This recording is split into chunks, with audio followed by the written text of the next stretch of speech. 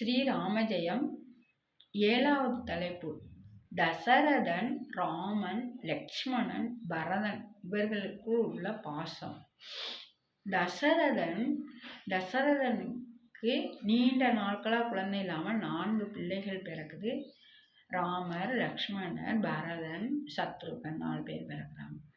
அதில் மிகுந்த அன்பா இருக்கவர், மிகுந்த அன்போட ரொம்ப அன்பா தசரதன் இருக்கிற மகன்கள மூத்தவர் ராமர் தான். கைகேயி 2 வரங்கள் கேட்டாங்க. கேட்டவுடனே ஸ்ரீராமர் காட்டுக்கு சென்றதாக சொல்லிடுறாரு. அதை தசரதன் மன்னன் அதை தாங்கி கொள்ள முடியல. கைகேயிட்டு எவ்வளவோ சொல்றாங்க, வேற வரம் கேடு தரேன்னு பரதனே நாட்டை ஆளட்டும், ராமர் வனவாசம் போவேன்னா இங்க இருக்கட்டும்னு சொல்றாங்க. அதை கைகேயி சுத்தமா மறுக்கிறாங்க. மறுத்தோடனே ராமர் வனவாசம் போயிறாரு. அந்த பிரிவை அவர் தாங்க முடியாம தசரதன் மன்னன் நோய்வாய்ப்பட்டு இறந்து போறாரு. அதனால ராமர் மேல ரொம்ப பாசம்னால இறந்து போறாரு. லக்ஷ்மணனும் வனவாசம் போகையில, நானும் வர்றேனே, அரச வாழ்க்கையும் திறந்தீங்க, என்னைய திறந்துட்டு போயிடாதீங்க, நான் உங்களையும் உங்க அண்ணியையும் பாதுகாக்க நான் ராத்திரி பகலா தூங்காம விழித்திருப்பேன், நான் வர்றேன் அப்படின்னு சொல்றாரு. வேணான்னு தான் ராமர் சொல்றாரு. ஆனா லக்ஷ்மணன் கேட்கல. போயிடுறாங்க. சீத்தையும் போயிடுறாங்க அவனோட. பரதன் அவன் மாமா வீட்டுக்கு வில்வித்த போயிருக்காங்க. திரும்ப அப்பா இறந்ததே சொல்லாம கூட்டிட்டு வாங்கன்னு சொல்றாங்க. கூட்டிட்டு வர்றாங்க.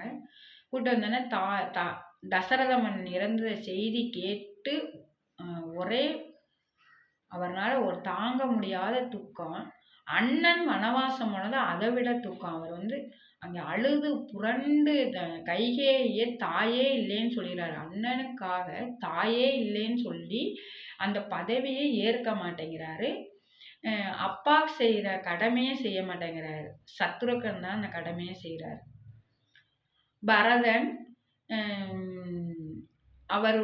பரதன் வனவாசம் சென்றவர் ராமரை பார்க்க போனன்னு நினைக்கிறாரு.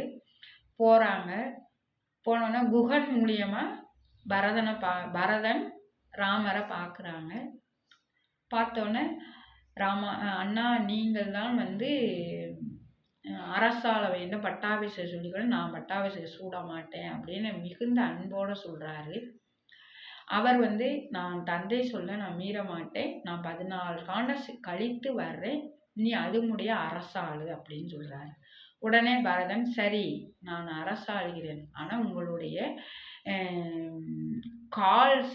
பாதுகை வேணும் எனக்கு, நான் அதை வச்சுதான் அரசாள முடியும்னு ரொம்ப வேண்டி கேட்கிறாரு. ராமர் அழுத கண்களோடு தன்னுடைய பாதுகையை பரதனிடம் கொடுக்கிறாரு. அப்போதைக்கு தேவர்கள் கூட மலை மாறி சொல்லிடுறாங்களாம். அப்படி ஒரு அன்பு ராமருக்கும் லக்ஷ்மணனும் பரதனும் மிகுந்த அன்பு. அதை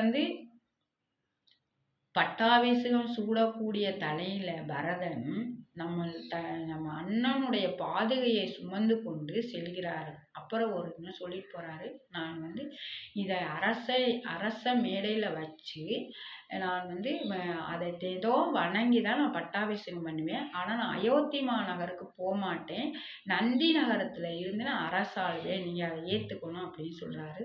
சரின்னு சொல்றார் ராமர். உடனே பரதன் அந்த பாதுகையை எடுத்துட்டு போய் அங்கே போய் பாதுகைக்கு பட்டாபிஷேகம் பண்ணி நாட்டை ஆள்றாரு.